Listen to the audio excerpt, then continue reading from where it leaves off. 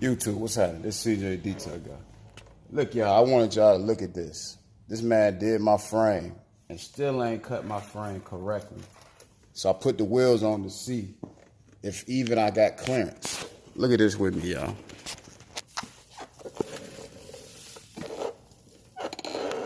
Y'all see that? The tire still touching the frame. He ain't cut me back far enough on the frame. Y'all see that? The other side, I believe, is worse.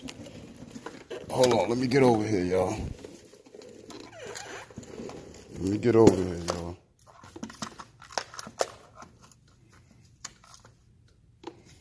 I believe this side to be worse.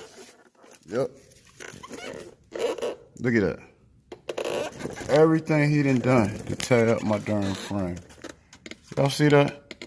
It's still touching on the back. Y'all see that?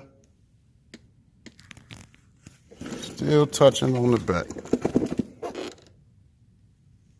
No clearance. Let me look at the front side. See what the front side looking like. I got clearance there on the front side. The back side on both of them. Shot. So he done tore me up, messed me up, y'all. So I gotta figure this out after I done put them wheels on the darn car. Ain't that something? She look good though.